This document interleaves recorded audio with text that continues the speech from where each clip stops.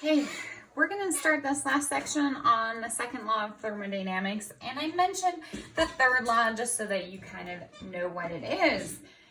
The second law of thermodynamics can be stated in several different ways. The most common one, and the one that you probably heard in physical science, is that heat cannot be transferred from a hot object.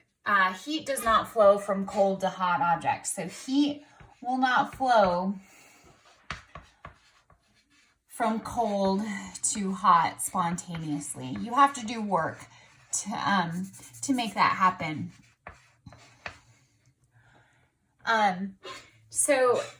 But in physics, we're kind of going to look at it a little bit differently. So one way of saying that is that no cyclic process that converts heat entirely into work is possible.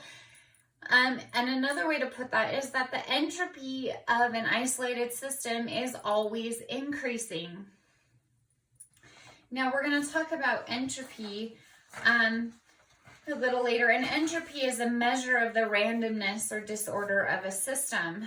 So I feel like it's actually a better time to talk about it now. So entropy is a measure of the randomness or disorder of a system, and its symbol is always a big capital S. And entropy is a very interesting measure, and it has to do with like why the universe formed, how it's going to end, and all kinds of really kind of big idea, deep stuff. The greater the disorder of something, the higher the entropy. So things go from low entropy values to high entropy values. Essentially, the universe, your energy is always increasing in disorder. So while energy is conserved, it's going from a useful state to a non-useful state. So the entropy therefore is always increasing. The entropy of the universe is always increasing, and that means eventually the universe is going to die a heat death where everything is the same temperature, and therefore no more work can be done. So the second law of thermodynamics has a lot to do with the entropy, and entropy is this S symbol. So this is one reason why you can't have 100% efficient heat engines. It's because of entropy. You can't have S is never in any real world process going to equal zero in a cyclic process. So that brings us to the efficiency of a heat engine.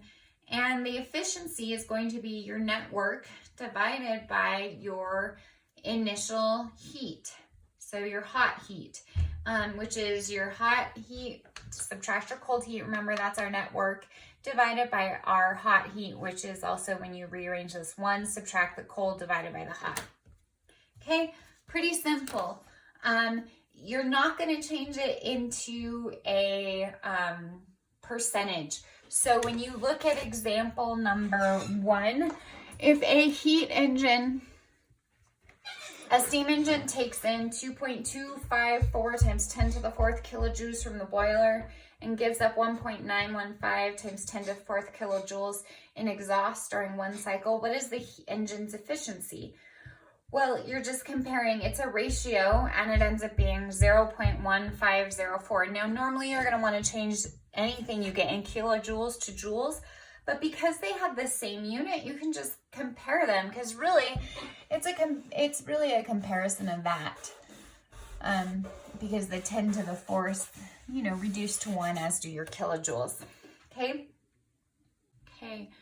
That brings us to the third law of thermodynamics, which is usually stated as absolute zero cannot be reached. That when all matter, at absolute zero, they say all matter stops moving. And when all matter stops moving, basically the universe is ended. So absolute zero is 0 Kelvin. And another way to state this is the entropy of a pure crystalline solid at absolute zero is 0, or the entropy of a system approaches a constant value as temperature approaches zero. So you can't have your entropy, it's just the entropy approaches zero as you approach absolute zero. Now, the term entropy is used in information technology. Well-organized information systems are low energy, so that would be like a book. Randomly organized are high entropy. So a book is low entropy, and like the internet would be high entropy. Entropy in systems can sometimes appear to decrease, but if you look at everything as a whole,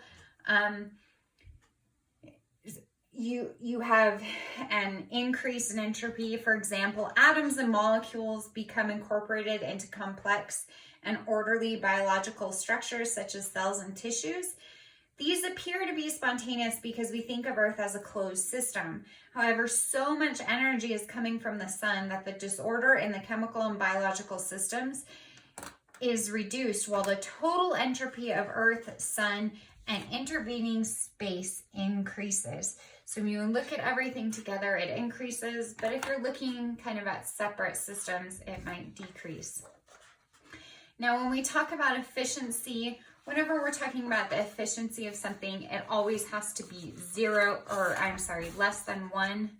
And that's it. That ends our foray into thermodynamics, which you can take entire courses on. And it is actually really interesting. You study how systems operate and the heat transfer and work done on systems such as engines and power plants. But that's all we're going to do on thermodynamics for this.